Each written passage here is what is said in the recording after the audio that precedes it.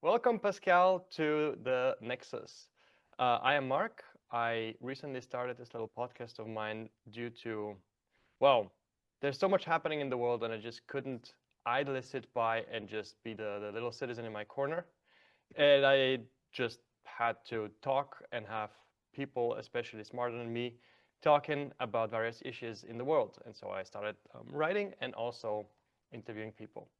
So for anyone who may not know Pascal, he is a Swiss academic, so also from Switzerland, specializing in neutrality studies and international relations. I know him from geopolitical podcasts. And as far as I know, Pascal, you have a focus on, as far as I know, the Cold War and neutrality and the neutrality during the Cold War and World War II. And Pascal is also the host of the indispensable Neutrality Studies podcast. And he serves, as far as I know, as an associate professor at the Kyoto University in Japan, where you write and research on topics such as East Asian geopolitics, the Cold War that I mentioned before, as well as nuclear non-proliferation. Some of these things I will want to touch upon. Did I miss anything? No, that's perfect. Thank you very much for your invitation, Mark. All right. Well, since it's your first time on the Nexus, I would like to start by inviting you to tell us a little something about yourself. In particular, I was fascinated. What drove you towards Japan?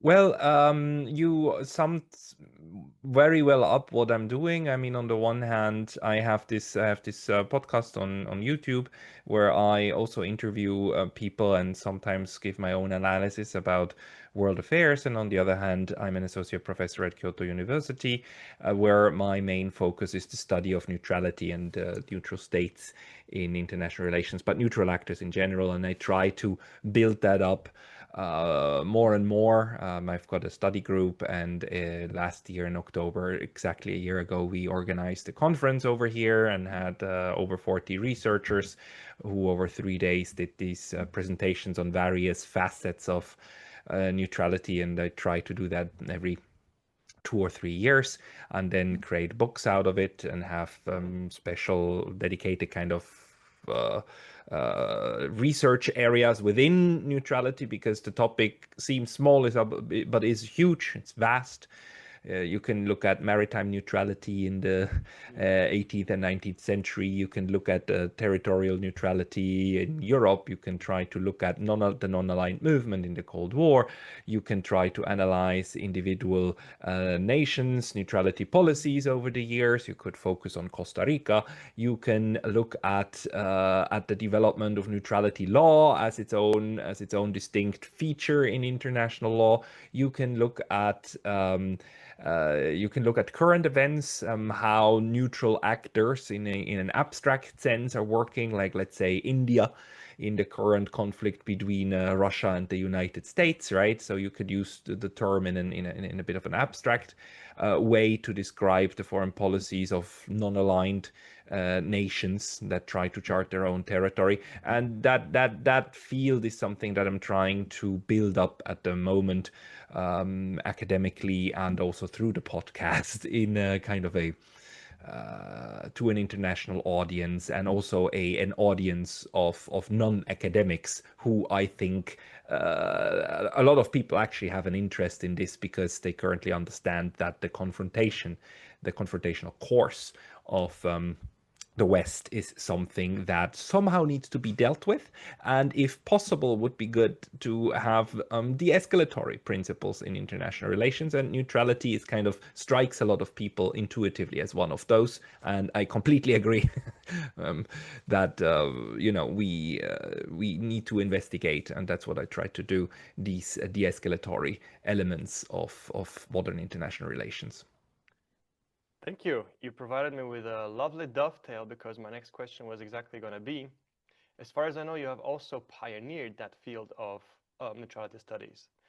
And what I wanted to say is, what's interesting to me, because I come from the domain of physics. And so if you go onto physics conferences and you want to put them on YouTube, for example, if you haven't gotten the lingo, or if you haven't studied physics yourself, you probably wouldn't. It would be of no worth to you to listen to such a conference, because there's so much yeah, very specific language and mathematical tools you need to understand in order to follow the talks. And so what I wanted to ask you is, how does the academic talk in such conferences, in particular in the field of neutrality studies, differ from the talk and the lingo you use in podcasts?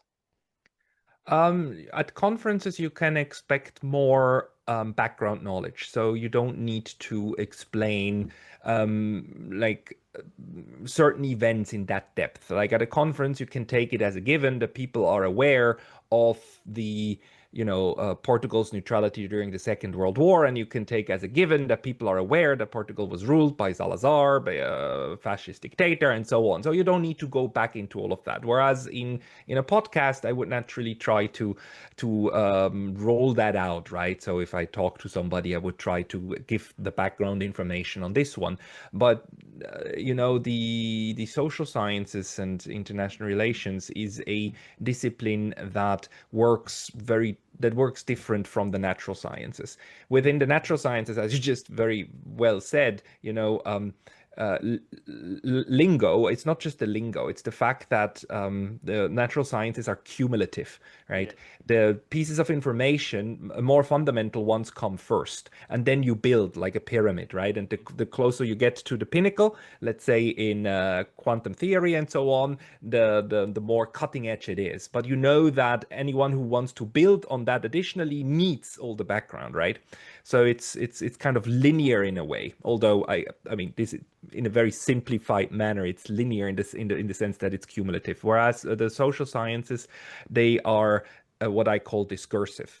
So you can build something new based just upon adding a different perspective on looking at the same events.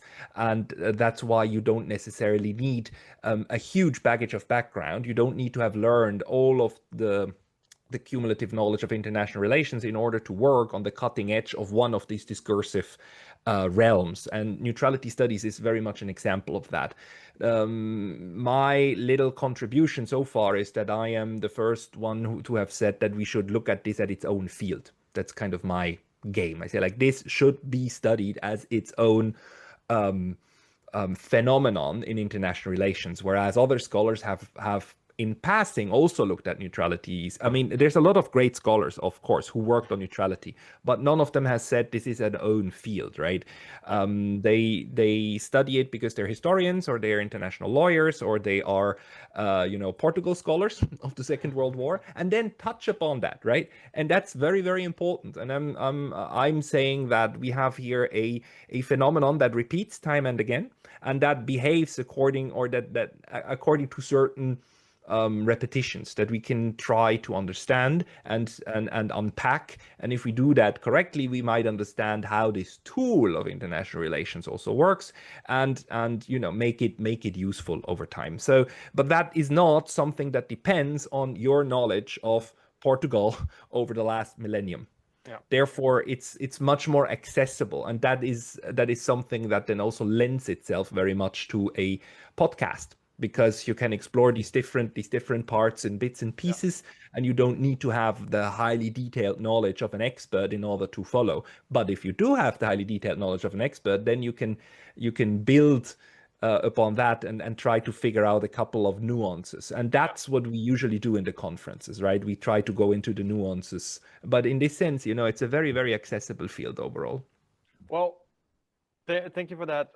Yeah, glossary. What I have come to the conclusion to, given someone who is well, let's say semi-hobby, I can't call myself professional, but like a hobby enthusiast for history and someone very much concerned with current developments in the world, I have come to the conclusion that in order to actually understand that history you talk about, there's a certain degree of maturity that is needed, not just the knowledge, right? Yeah. So there is that ingredient also in there.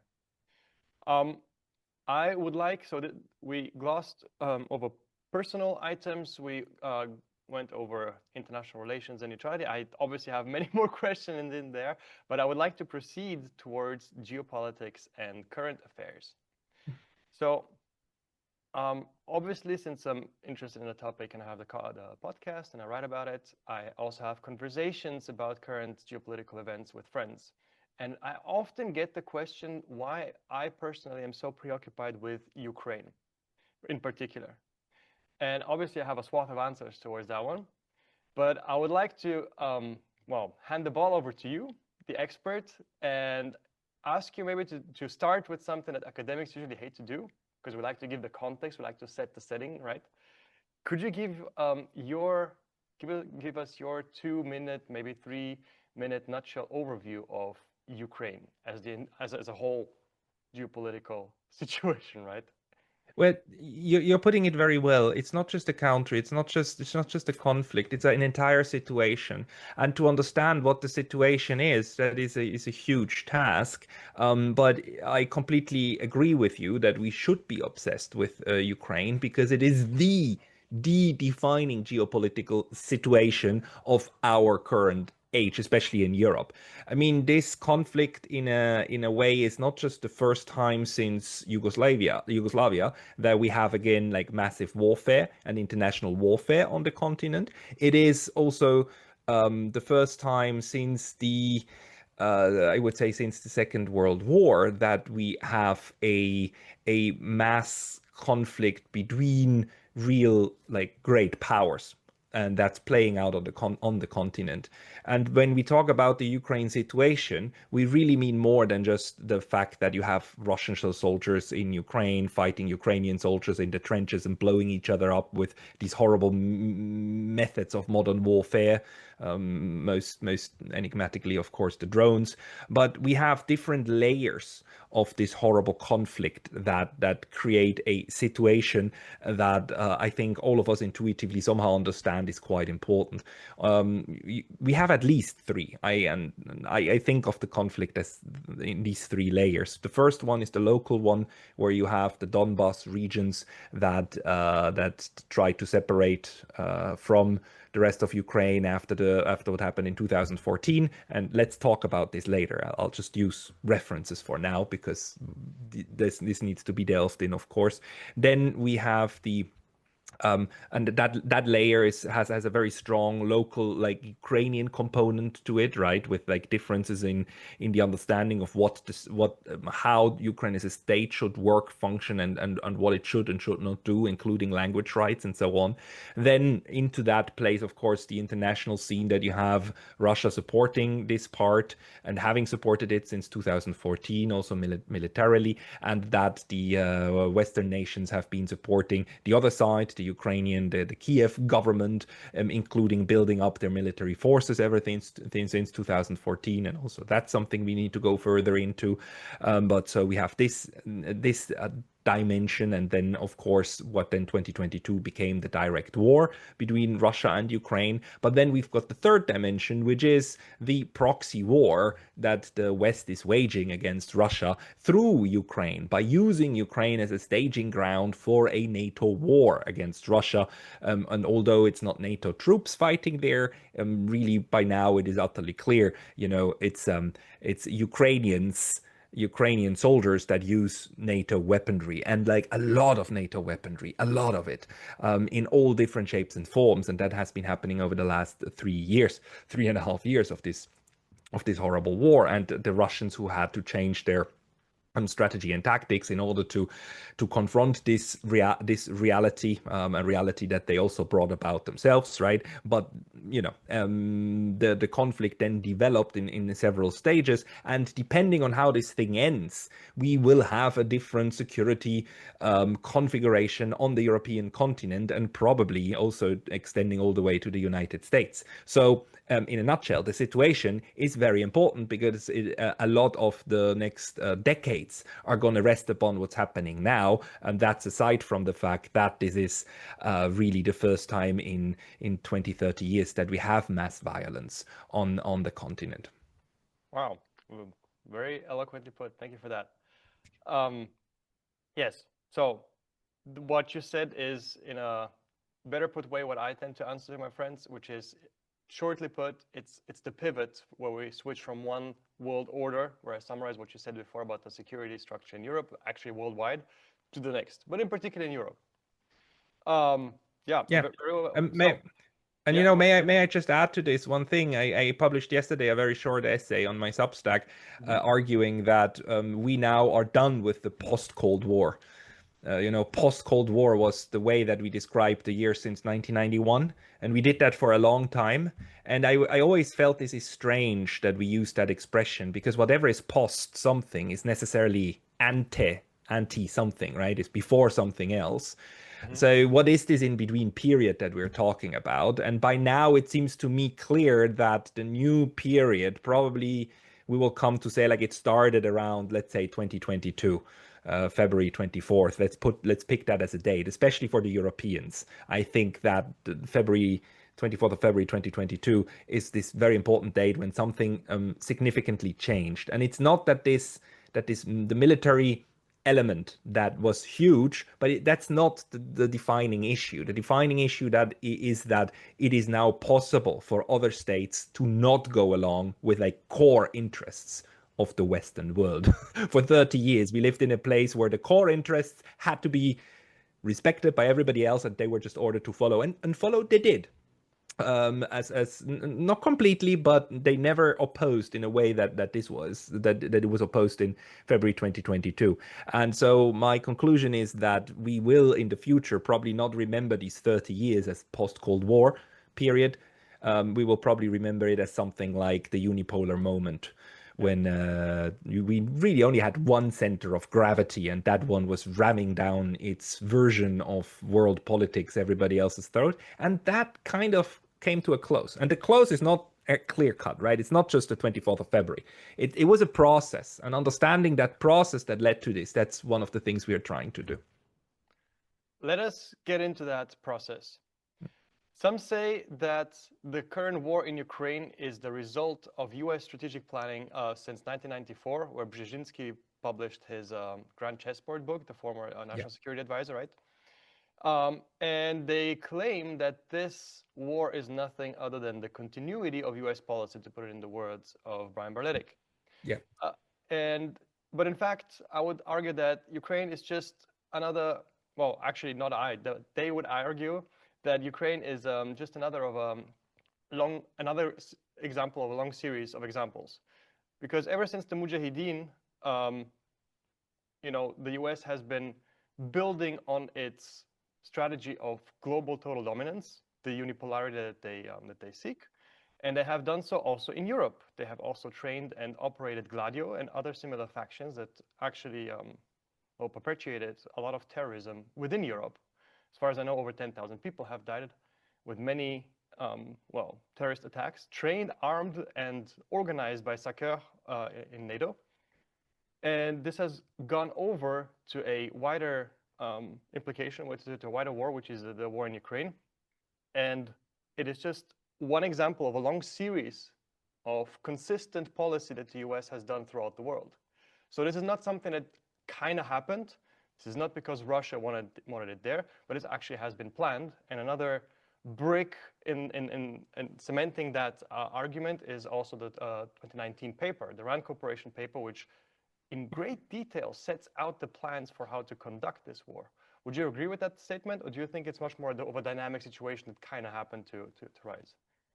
It's both. And the argument you're making is the core element of Brian Beletic's take on international relations, that what we're seeing is the continuity of agenda across several US administrations, and division of labor, that now we're in a phase where the US is dumping parts of its proxy war against the Russians on the Europeans, but it will continue to do so it can focus on another theater.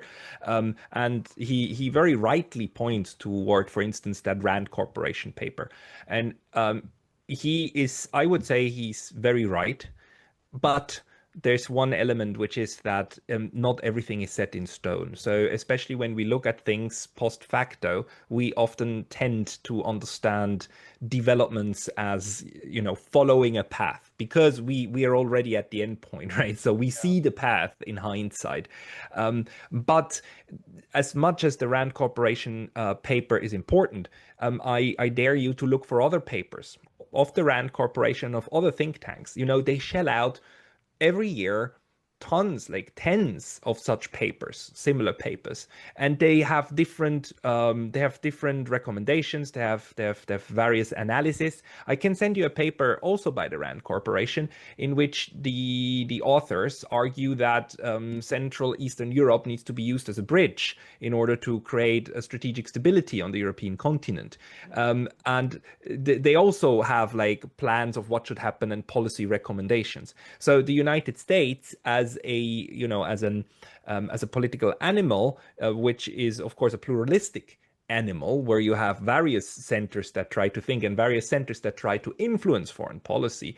The question is which foreign policy visions get heard more and which ones get to be applied over time, right? So you have one Rand paper that definitely gathered more support and that has adherents that that want to follow such recommendations and managed to get that, whereas others didn't. And the difficulty for us is then to know, when do we see a genuine change in the United States and when do we see window dressing? I think Brian Berletic is absolutely right when he says, like, look, overall, we're seeing this continuity of agenda.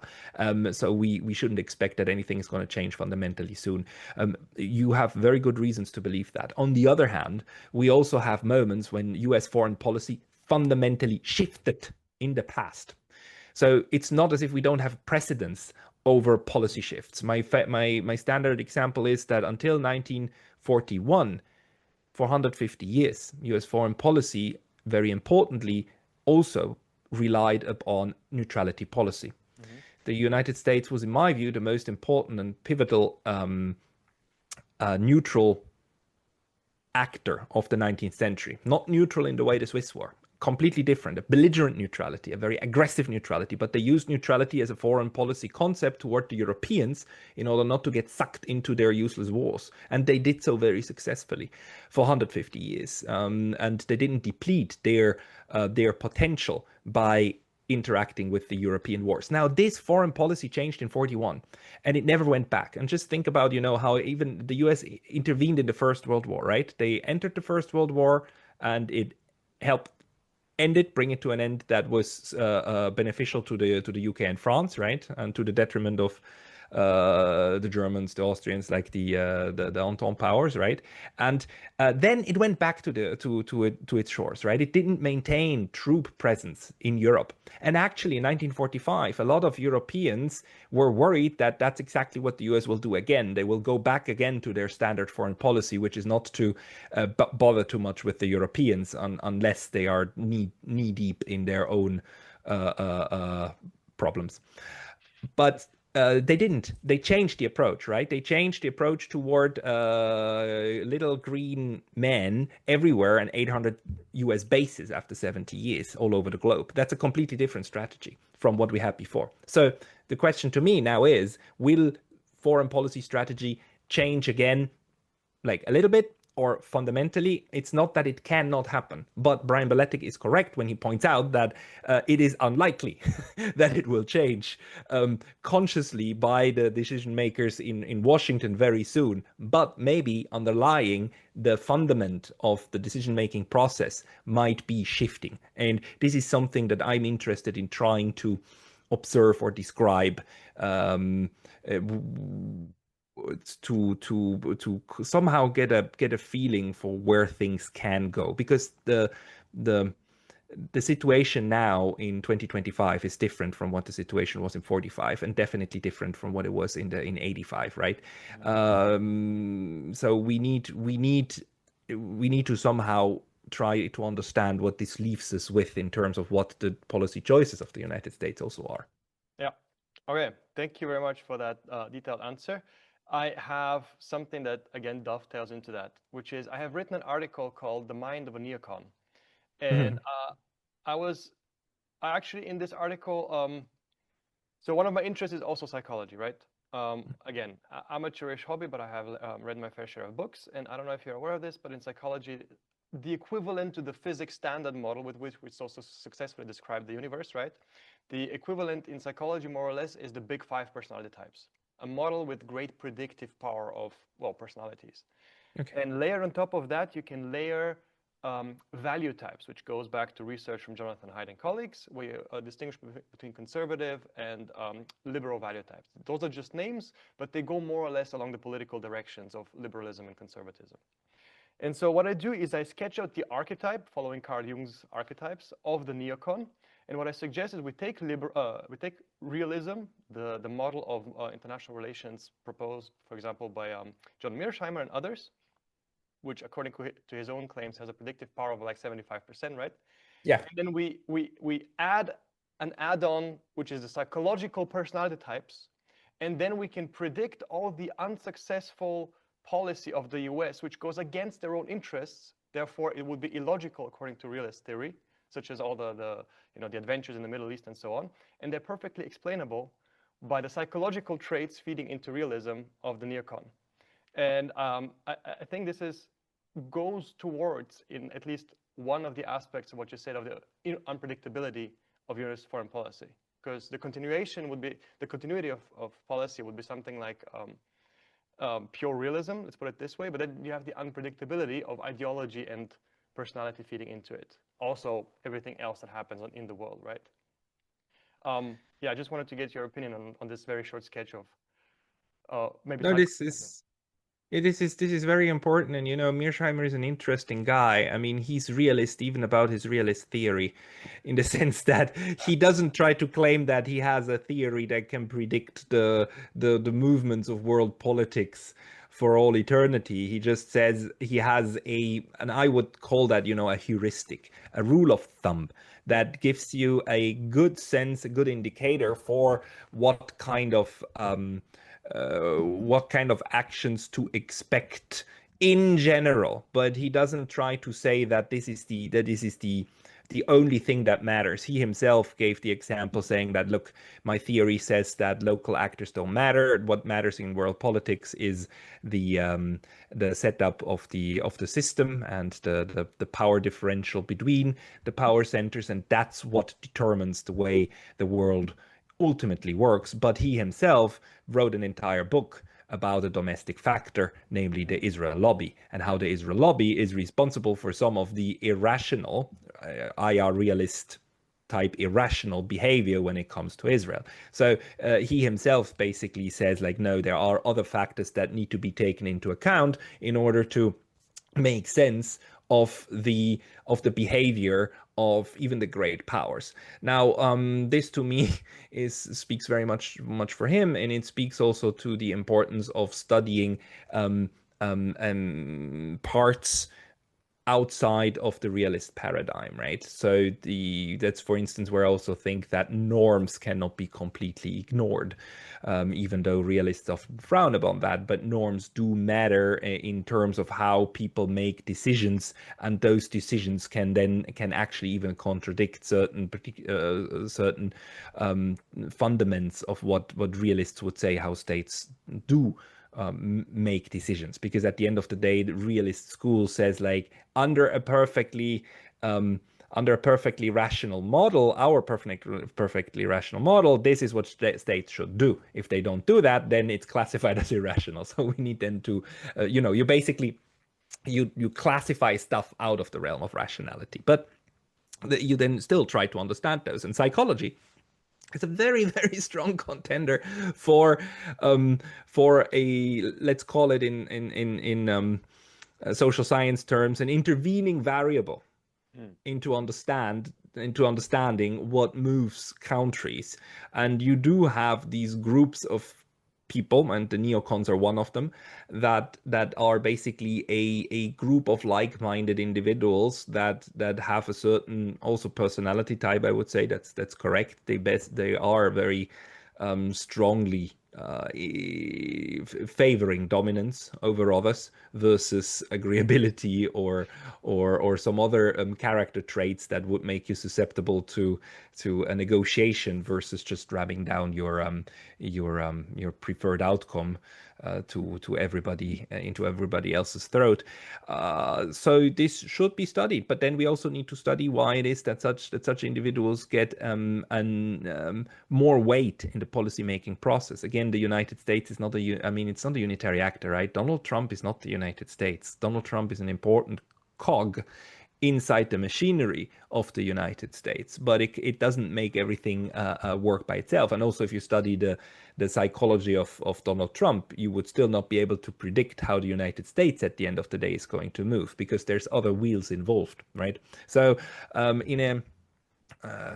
in a sense, I would recommend thinking about countries in the international realm the way that we think about animals. I would try to encourage you.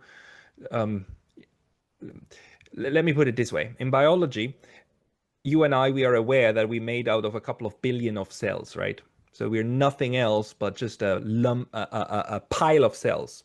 But you and I, we don't behave like a cell, right? At some point of organizational structure, of the way that the cells interact with each other, they create something that is more than the cell, or that's not more, but different from the cell. And in the same sense, we have countries that made up of a couple of million of individuals, and the countries themselves, they then behave different from the individual. They are more than that or different from that, and trying to figure out what it is that ultimately determines the way these animals behave. That's a job that we are all tasked with in international affairs of finding that out. So I do think of countries as exhibiting like an emergent property that arises out of the complexity of how states are organized. Yeah, you hit the terms on their head. In mathematical terms, when you speak of complex systems, you have emergent complexity that, it's a new behavior coming out of, a simple example is termites. You can model their behavior with 10 lines of code, but then once you assemble 100 million of them, you get emergent complex towers being built and being the model for whatever the architect's name was. Yeah, and it's even more interesting because it's not just emerging structures, you get emerging properties. Like a property that only exists on that higher level once you put so many of them together. None of the individuals has that property, but the hive suddenly has that property. And we see similar, I do believe we can see similar phenomena happening within our 8 billion planet world. Yeah, so the architect was Antonio Gaudi, and I was thinking of the Sagrada Familia, which was modeled on termite towers, right?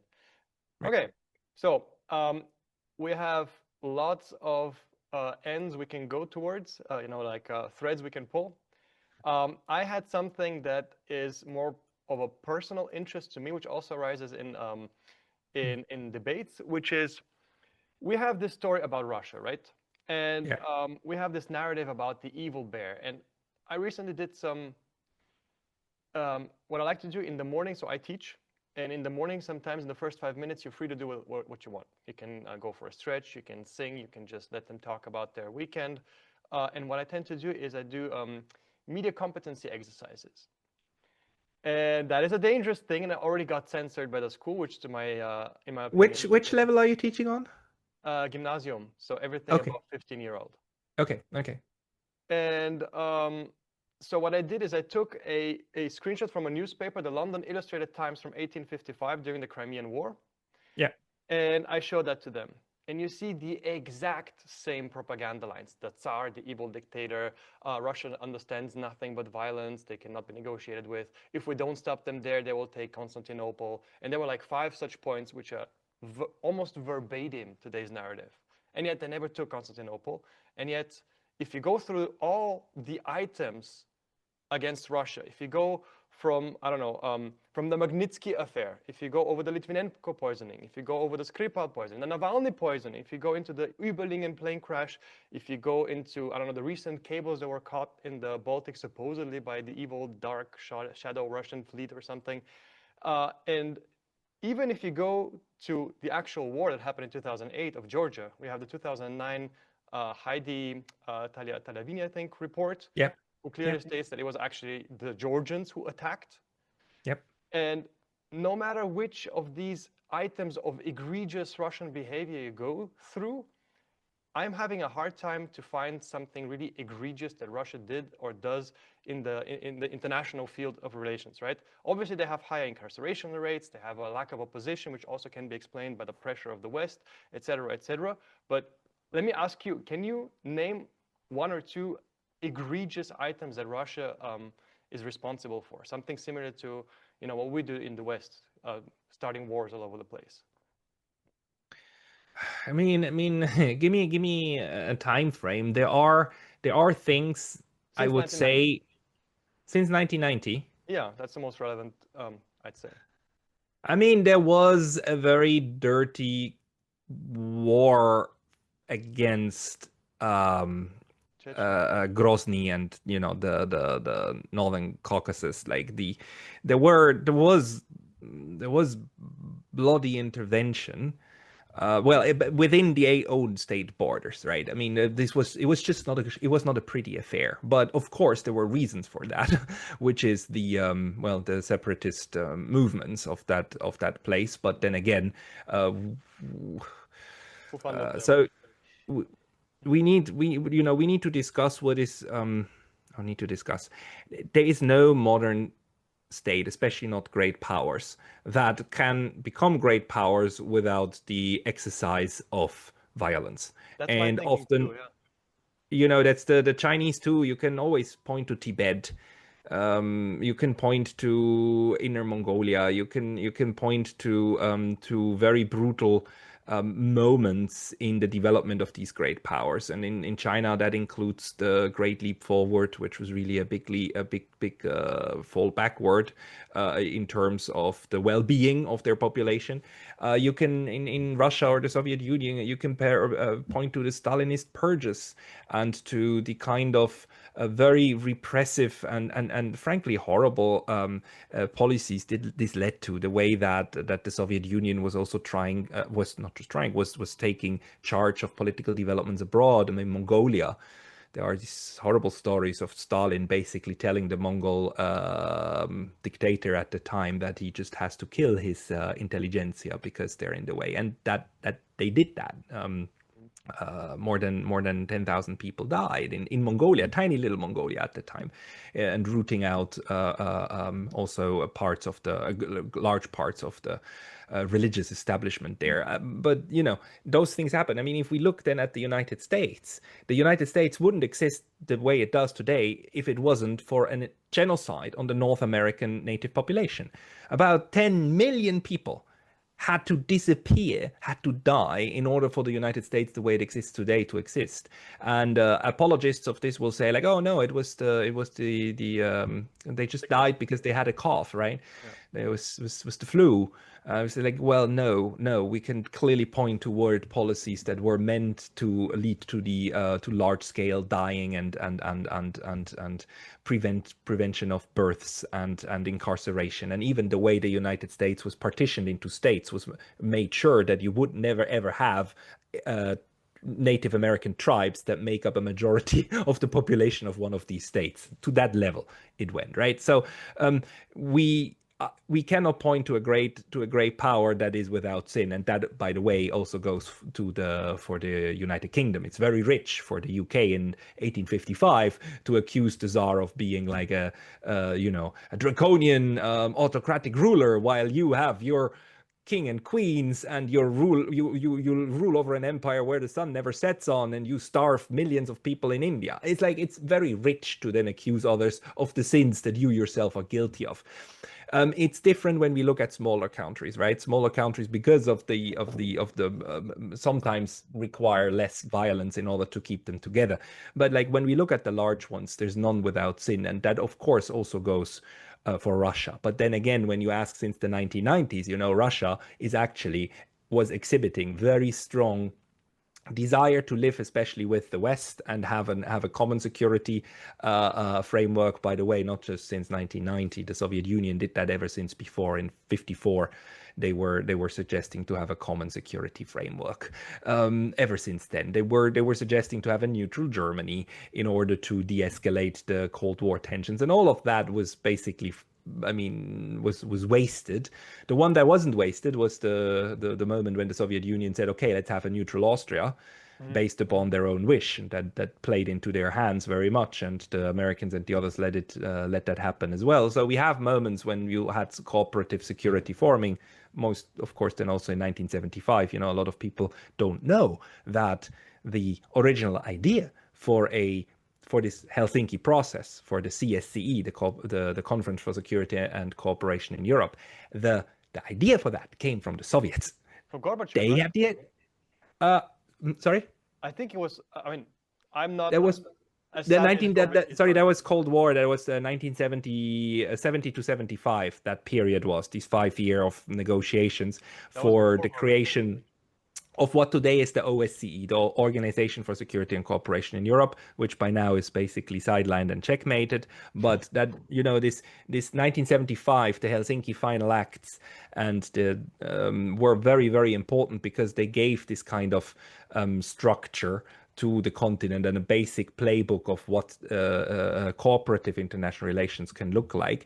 And that idea came from the Soviets, and then they pitched it to the Finns, who were neutral, and told them you should pitch it to the others. And then pitch they did, and the others had to start reacting, and that led to a very in the end, to a very complex and a very difficult but a very successful moment in European cooperative security building.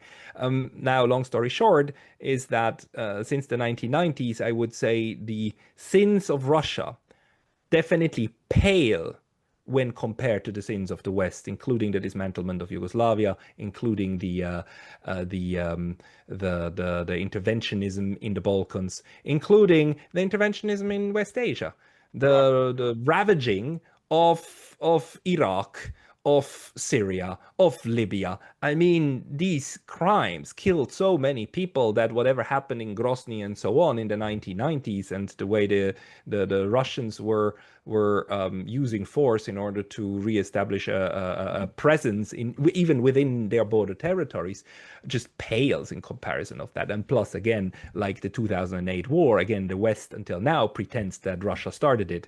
Although we know for a fact, I mean, it's established UN report, EU, European Union report, fact by Heidi Tagliavini. No, the first shots were shot by the Georgians, by Saakashvili. Yeah. Period. There's no question about that. It's not disputed. What is disputed is then, how did it develop, and who went where, and what were the promises? Yeah, sure, but who fired first and who made sure that this would be an armed conflict is not in doubt anymore. And the other side still pretends, because nobody in the West remembers, or nobody in the West wants to pay attention, because the headlines take over again, just like in 1855. They use this as a convenient talking point that is so clear to everybody that you don't need to follow up with any proof. And it's really just sickening. So I congratulate you that you do that with your students, and you should. Like, media literacy is really important. Yeah. We could go into the whole censorship at the school, but let us put this aside. Just have a quote to follow up what you said about the Russians since the 90s following trying to approach to the West.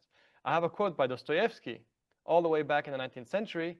He said that the mistake of our policy for the past 2 centuries has been to make the people of Europe believe that they are true Europeans. We have bowed ourselves like slaves before the Europeans and have only gained their hatred and contempt. It is time to turn away from ungrateful Europe. Our future is in Asia.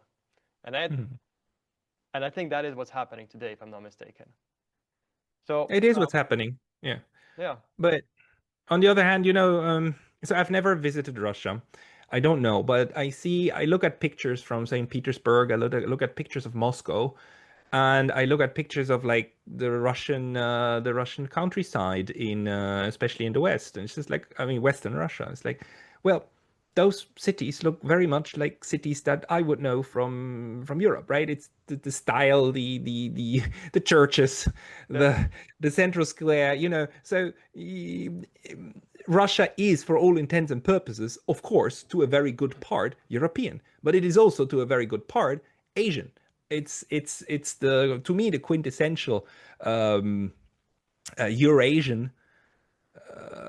Eurasian country, right?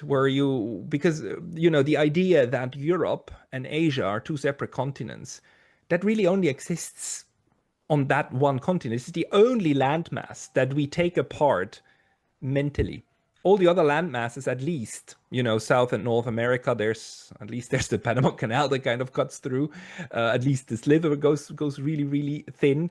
Africa is completely disconnected from the Eurasian landmass, right? I mean, by water, even though at some parts it's really, really thin, right? And you could make an argument that it's actually, I mean, all three continents should be counted together as a continuous landmass, and you could make that argument. But for Eurasia, we actually have one single landmass, and then we just split it apart mentally, which is kind of not a very clever thing to do in my view. And people like Glenn Deason then write entire books about the necessity for the Europeans to realize that they're nothing else but the western peninsula of the Eurasian continent, right?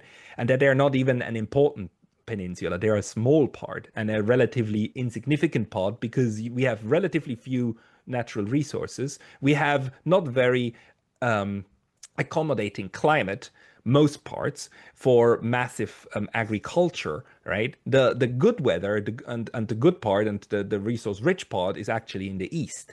So which then might also explain why the Europeans for the longest part had to go out and plunder and pillage the rest of the world, because they didn't have that. So, but let's put that aside. But in order to chart the future, it is, I think, important that we also recognize the way that we think about the world and our place in the world. And Russia, to me, when they say that they want to go east and to Asia, then that makes sense for the experiences that they had, but it wouldn't make sense to put all eggs into that basket, right? At the end of the day, our countries are where they are. We're stuck in our own geography, and Russia will always be both. It will always be it will always be a transcontinental, not transcontinental, I mean a continent spanning power, and Europe and Asia is really only on paper and in our imagination a different thing. It is one continuous landmass, and the problems that you find somewhere in rural China, you also find them in rural Portugal. The fact that every 20 or 40 kilometers the dialects start changing, that continues all the way from the west to Vladivostok. And sometimes it's languages, right? And that then creates social pressures that are the same all across that mass. The place where these social pressures are different is the United States, and to some extent South America, because large parts of those two continents were genocided. So the native, the original social distribution of how people interact with each other was completely done away with and replaced by white Europeans and black slave Africans, right, who were brought in there against their will. But that changed the dynamic. So the United States doesn't differentiate itself so much by way that people speak across the east to west. But social classes that were formed, north and south, and center to periphery, and coast to inland, and so on, which is somewhat different from how Eurasia operates. Thank you very much. Towards the end, I have one last question for you. There's so many threads to pull. I was going to ask you about what if Russia or China had been unipolars. I wanted to ask you to speculate on the future of Europe, but I have another one last question, which is I have this thesis which also arises from talks around me in Switzerland, right? I have observed that many people tend to put a lot of eggs into one basket, which is postmodernism. And we talked about psychology, and on a societal level, psychology, I would call it just ideology, right? And so here's my thesis. We usually have, throughout history, something happens. I don't know, yesterday it was COVID, before that was Iraq, before that was Libya, before that was Libya, before that it was Iraq. Today it's Gaza, and then tomorrow it will be Venezuela, right? Maybe even today. Anyways, then a narrative is constructed. Usually you can have the truth from the beginning if you have media competency, maybe some background knowledge. But also, unfortunately, usually the narrative is very much off of the truth, sometimes even 180 degrees opposite of the truth. Then we have something happens, the hype train is started, we have 12 to 30 months, and then slowly, finally, the truth seeps into the mainstream narrative.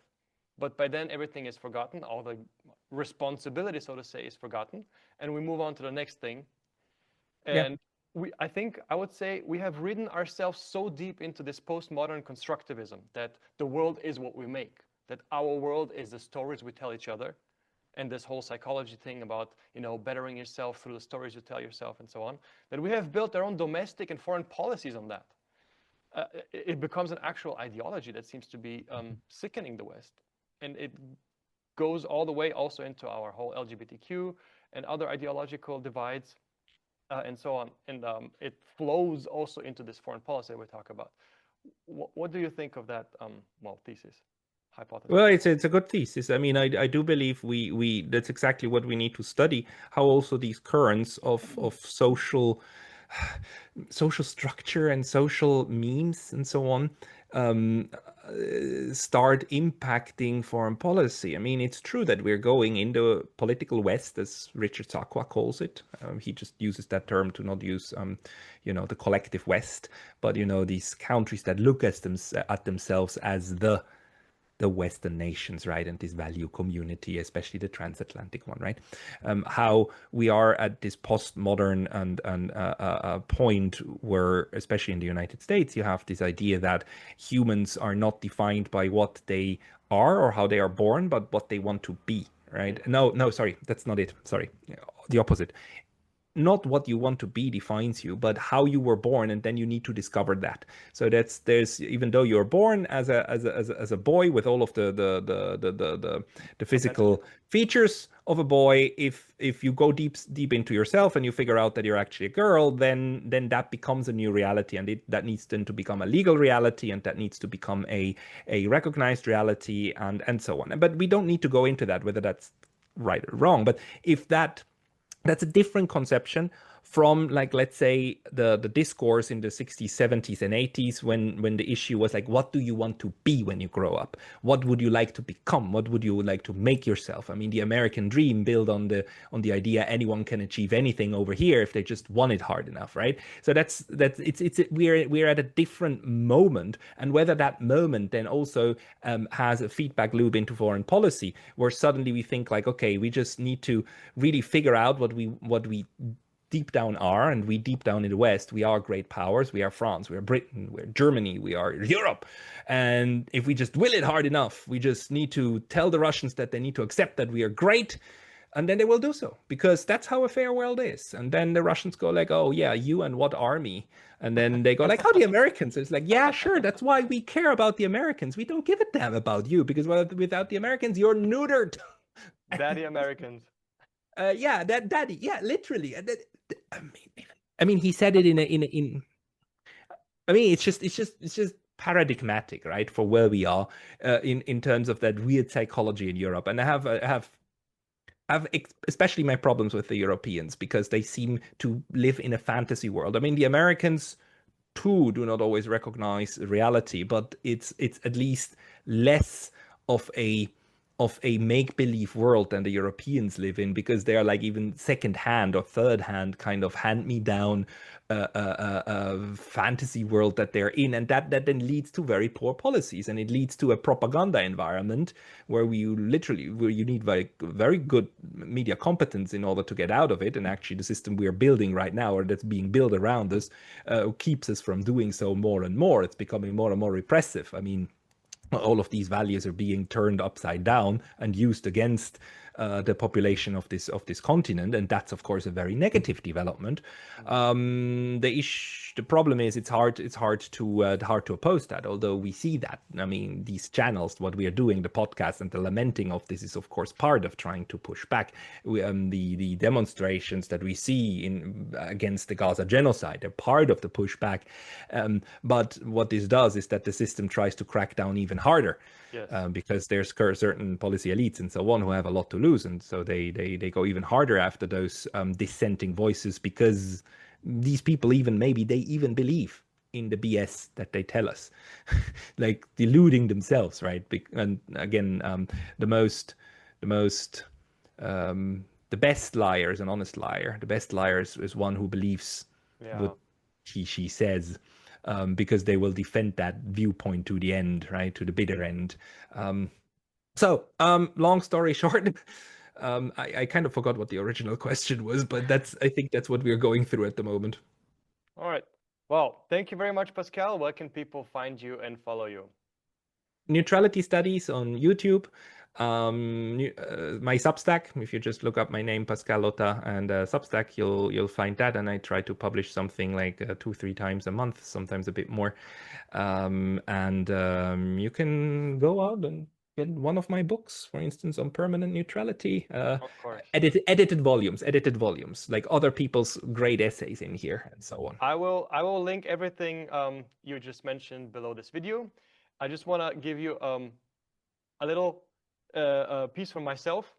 Mm-hmm. When it comes to the books, I tend to like to listen to them in audiobooks. So if you haven't yet, and if you can, try to put it on Audible as an audiobook if that is anyhow in your purview possible. Anyway, that's a very good idea. Thank you. Well, thank you very much for coming on the Nexus. Thank you very much for your valuable contributions and well, your perspectives. It's very enlightening to speak to an actual expert such as yourself. You also come from Switzerland. And you know where I'm standing. So, and again, thank you very much, Pascal Lottaz. I guess the Z is not pronounced. I'm sorry for pronouncing it in the introduction. No worries. Nobody knows. And have a lovely afternoon, Pascal. Thank you very much. Likewise. Thanks.